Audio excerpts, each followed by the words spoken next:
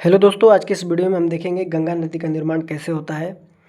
कब गंगा नदी को हम गंगा नदी कहते हैं, किन दो नदियों के मिलने से गंगा नदी का निर्माण होता है। गंगा नदी जब हम पढ़ते हैं तो हम 5 प्रयाग के बारे में सुनते हैं। वो पांचों प्रयाग कौन कौन से हैं, गंगा नदी की सहायक नदियाँ कौन कौन सी हैं और गंगा नदी कहाँ पर एक दो भागों में बढ़ जाती है।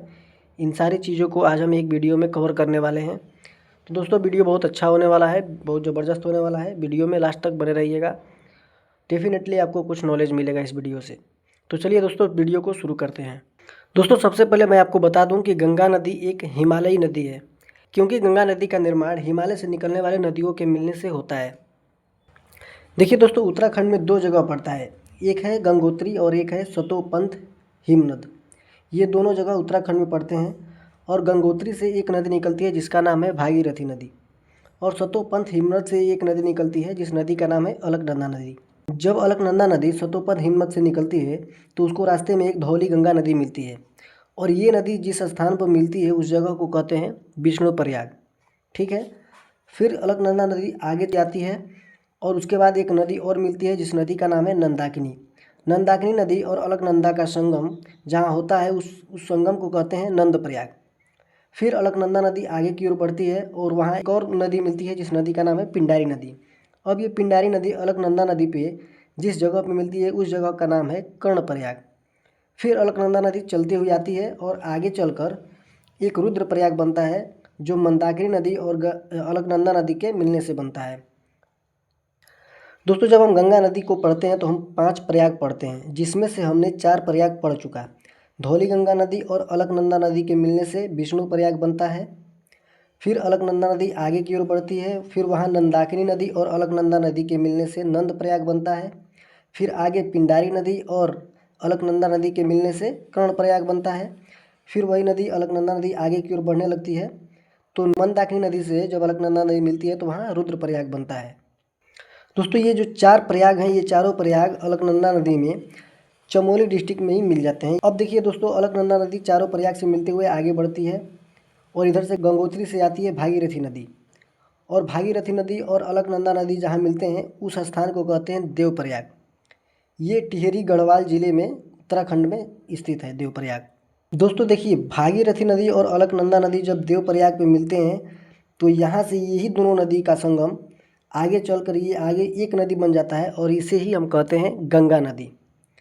और गंगा नदी जब आगे बढ़ती है तो गंगा नदी की सबसे पहली जो सहायक नदी होती है वो होती है रामगंगा नदी, जो यूपी के कन्नौज में मिलती है गंगा नदी से। फिर गंगा नदी आगे बढ़ती चली जाती है और आगे जाती है तो यमुनोत्री से निकलने वाली यमुना नदी आगे चलकर यूपी के प्रयागराज में यानी कि इलाहाबाद में मिलती है, जहाँ गंगा और यमुना का संगम होता है। देखिए दोस्तों, यमुना नदी जब गंगा नदी से मिलती है तो यमुना नदी से भी कई सहायक नदियाँ मिलती हैं, तो लगे हाथ हम इसे भी लपेट लेते हैं। देखिए, यमुना नदी में एक नदी मिलती है जिस नदी का नाम है चंबल नदी। ये चंबल नदी मालवा के पठार से निकल के बहती है और यमुना नदी से जाके मिल जाती है। चंबल नदी और यमुना नदी के संगम इटावा में होता है। ठीक है दोस्तों। उसके बाद एक और नदी है बेतवा नदी। बेतवा नदी का जो उद्गम स्थल है विंध्याचल पर्वत है। बेतवा नदी विंध्याचल पर्वत से निकल के जाती है और हमीरपुर ज़िला में यमुना नदी में मिल जाती है। ठीक है। आगे चलते हैं, आगे एक और नदी है केन नदी।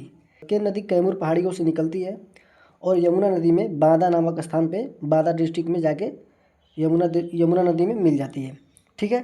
अब ये यमुना नदी आगे जाके प्रयागराज में, अभी जो मैंने आपको बताया कि उत्तर प्रदेश के प्रयागराज में गंगा नदी से मिलती है, और ये यमुना नदी गंगा नदी की सबसे बड़ी सहायक नदी बन जाती है। फिर गंगा नदी उत्तर प्रदेश में आगे की ओर बढ़ना शुरू करती है और आगे चलकर पीलीभीत से निकलती हुई गोमती नदी गाजीपुर उत्तर प्रदेश में ही पड़ता है। उत्तर प्रदेश के गाजीपुर में गोमती नदी जो पीलीभीत से निकल के आती है वो गाजीपुर में आके गंगा नदी से मिल जाती है। ठीक है। फिर गंगा नदी अपने रास्ते से निकल के आगे जाती है, सभी सखियों को समेटते हुए आगे चलती है। फिर आगे जाती है बिहार में। बिहार का छपरा जो डिस्ट्रिक्ट है वहाँ एक नदी मिलती है जिस नदी को कहते हैं घाघरा नदी। अब इस घाघरा नदी को समझते हैं। देखिए, घाघरा नदी नेपाल में एक नदी है काली नदी, और नेपाल में एक नदी है कर्णाली नदी। ये दोनों आपस में मिलते हैं बर्दिया ज़िले। नेपाल में एक ज़िला है बर्दिया ज़िला। बर्दिया ज़िला का कुआना नामक स्थान पे ये दोनों मिलते हैं। इसी नदी को भारत में घाघरा नाम से जानते हैं। यहाँ तक क्लियर हो गया। भागीरथी नदी और अलकनंदा नदी मिलते हैं देवप्रयाग पर, वहाँ से गंगा नदी का निर्माण होता है। गंगा नदी की सबसे पहली सहायक नदी रामगंगा नदी है, जो कि कन्नौज, यूपी के कन्नौज में मिलती है। उसके बाद यमुना नदी गंगा की सबसे बड़ी सहायक नदी है। हमने यमुना के सहायक नदियों के बारे में भी जान लिया।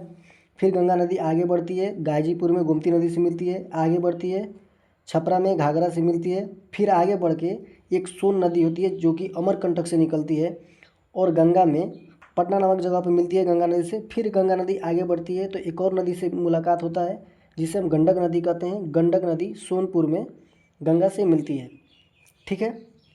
फिर दोस्तों सोनपुर में गंडक नदी से मिलने के बाद गंगा नदी आगे बढ़ती है और आगे बिहार के कटिहार जिले में कुर्सेला नामक गांव के में कोसी नदी से गंगा नदी मिलती है, ठीक है दोस्तों। कहाँ कोसी नदी गंगा से कहाँ मिलती है? कुर्सेला नामक स्थान पर, बिहार के कटिहार जिले में, ठीक है। उसके बाद गंगा नदी आगे की ओर बहती है और फरक्का नामक बांध में, एक फरक्का नामक बांध है, वहाँ से गंगा नदी दो भागों में बढ़ जाती है।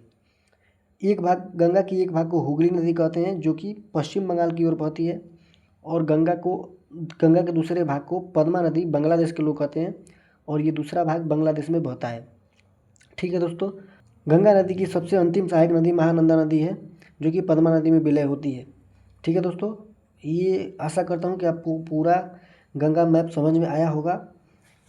तो देखिए ये एक छोटा सा और है, हुगली नदी में ये छोटा नागपुर से दामोदर नदी निकल के हुगली नदी में समाहित होती है, ठीक है।